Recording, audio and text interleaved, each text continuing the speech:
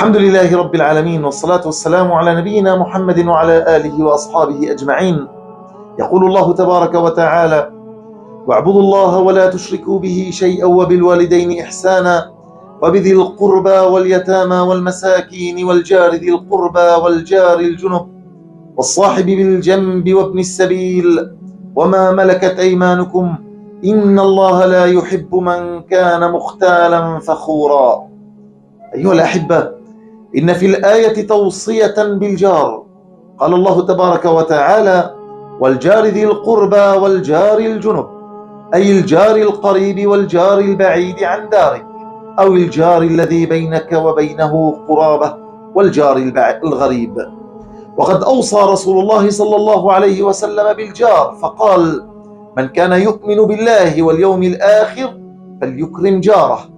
فعليكم بإكرام الجار، وأوصوا نساءكم بإكرام جاراتهن، كما أوصى بذلك رسول الله صلى الله عليه وسلم بقوله: يا نساء المسلمات لا تحقرن جارة لجارتها ولو فرس نشاة.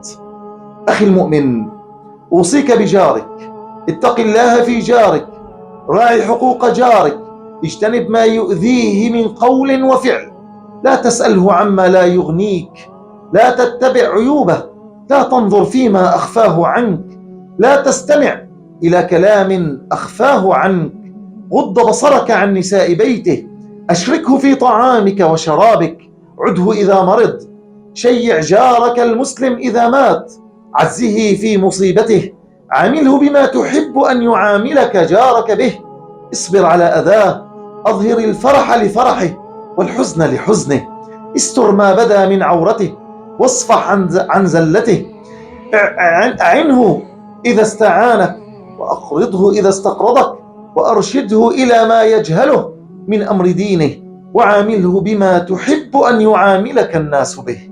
ولو نظرنا إلى عادات سادات المسلمين وما كان عليه أجدادنا من الامتثال بما أوصى به حبيبنا محمد صلى الله عليه وسلم، لعلمنا أننا اليوم مقصرون في مراعاة الجار وإكرامه.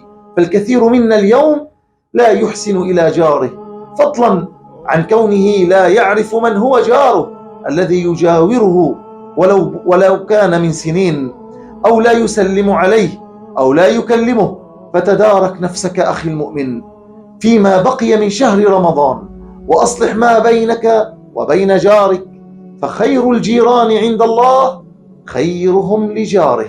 أسأل الله أن يوفقنا وإياكم لما يحبه ويرضاه، إنه ولي ذلك والقادر عليه، والحمد لله رب العالمين.